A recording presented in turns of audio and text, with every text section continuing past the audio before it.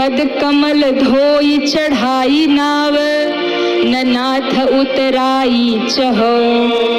चरण धुला लीजिए, कोई उतराई नहीं लूंगा, और भरोसा नहीं है तो मोहे राम राउर आन दशरथ, शपथ सब साची कहो। आपकी और आपके पिताजी की सौगंध खाता हूँ। लक्ष्मण जी ने बाण निकाला, अरे ओ केवट, भगवान ने थोड़ा मान क्या दे दिया, तू अपने आप को समझता क्या है? भैया की कसम खा रहा है और मेरे पिताजी की कसम खा रहा है। लक्ष्मण जी ने जैसे ही बाण निकाला, केवट हंसने लगा। केवट ने कहा, वाह प्रभु वाह, क्या आप लोगों का तरीका है। क्यों? बोले एक भैया हाथ जोड़ करके नैया मांग रहे और दूसरे भैया महाराज बाण दिखा रहे कि मार दूंगा। एक हाथ जोड़ रहे और एक बाण दिखा रहे। बताइए, हमसे पार भी जाना और हमको मारने की धमकी दे रहे। पर लक्ष्मण जी, अगर बाण निकाला है तो वापस मत रखना, आप मार ही दो हमको। लक्ष्मण जी सोचे, हम काल हैं और काल को देख करके तो बड़े बड़े रोने लग जाते, पर ये केवट के भीतर क्या है कि ये हंस रहा है। लक्ष्मण जी ने कहा, एक बात बताओ, हम बाण निकाले खड़े हैं, तुम्हें डर नहीं लगता? केवट कहता है, डर किस बात की? क्यों? बोले मार दूंगा। केवट ने कहा, अगर मार दोगे तो मेरा फायदा ही फायदा है महाराज। अगर आपने बाण मार दिया तो आपको घाटा लगेगा, फायदा तो मेरा होगा।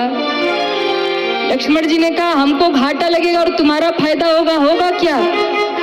उसने कहा, पहला फायदा तो ये है कि आपके हाथों से मरूंगा।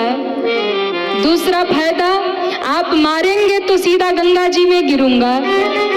दुनिया के लोग जब महाराज अंतिम समय होता है तो उनके मुख में गंगा जल डाला जाता है कि इनकी मुक्ति हो जाए, और मैं कितना सौभाग्यशाली, सीधे गंगा जी में गिरूंगा। पहली बात, आपके हाथों मरूंगा। दूसरी बात, गंगा जी के तट पे मरूंगा।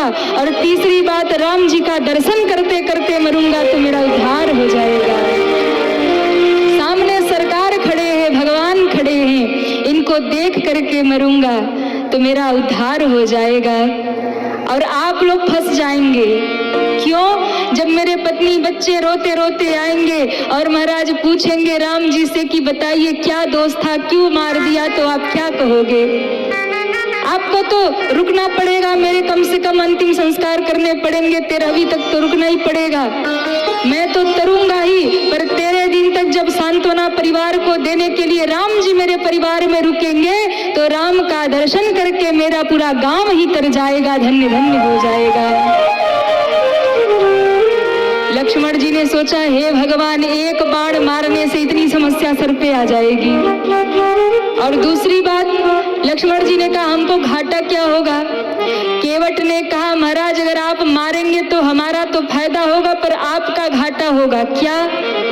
कि हमारे बिना आप ये गंगा पार नहीं कर पाओगे।